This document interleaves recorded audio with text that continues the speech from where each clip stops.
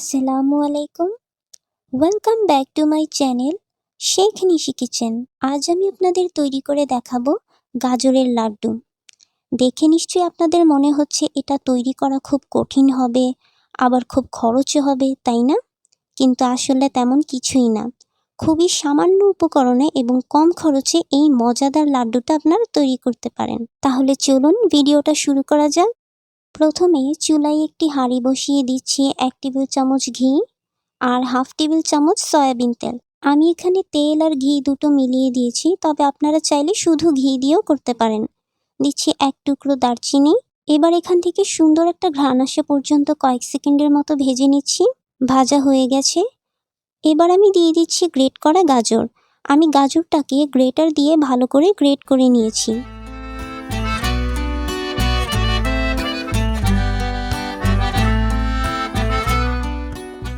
এবার গাজরের কাঁচা গন্ধটা চলে গিয়ে খুব সুন্দর একটা ঘ্রাণ আসা পর্যন্ত গাজরটাকে ভেজে নিচ্ছি, আর চুলার আঁচ এই পর্যায়ে লোতে থাকবে। ভাজা হয়ে গেছে। এই পর্যায়ে এখানে দিয়ে দিচ্ছি 1 কাপ পরিমাণ লিকুইড দুধ। দুধটা অবশ্যই আগে থেকে জাল করা থাকতে হবে, কোনোভাবেই কিন্তু সরাসরি কাঁচা দুধটা এখানে দিতে যাবেন না। এবার চুলার আঁচ মাঝারিতে রেখে জাল করে দুধটা শুকিয়ে নিতে হবে, আর অবশ্যই কিছুক্ষণ পর পর গাজরটা নেড়ে দিতে হবে। দুধটা শুকিয়ে এসেছে। এই পর্যায়ে দিয়ে দিচ্ছি 1/3 কাপ চিনি। চিনির পরিমাণটা আপনারা স্বাদ অনুযায়ী বাড়িয়ে কমিয়ে দিবেন।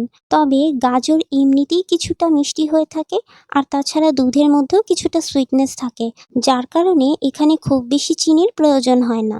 দিচ্ছি 1 চিমটি লবণ। চাইলে লবণটা স্কিপ করতে পারেন, তবে মিষ্টি খাবারে সামান্য লবণ দিলে খেতে কিন্তু খুবই ভালো লাগে। এবার লবণ আর চিনিটা একসাথে মিশিয়ে দিতে হবে। চিনি দেওয়ার পর দেখবেন যে চিনিটা পানি ছেড়ে দিচ্ছে, তবে এতে টেনশনের কিছুই নেই। চিনি দিলে চিনি থেকে পানি বের হবে, এটাই স্বাভাবিক। কিছুক্ষণ জাল করলেই দেখবেন পানিটা শুকিয়ে এসেছে। কিছু সময় জাল করে পানিটা টানিয়ে নিয়েছি। এবার এটা আমি চুলা থেকে নামিয়ে নিচ্ছি। চুলা থেকে নামিয়ে সরাসরি একটা প্লেটে গাজরটা ঢেলে নিলাম। এবার এই দারচিনির টুকরোটা ফেলে দিচ্ছি। আমি আমার 2 হাতে সামান্য ঘি মেখে নিয়েছি।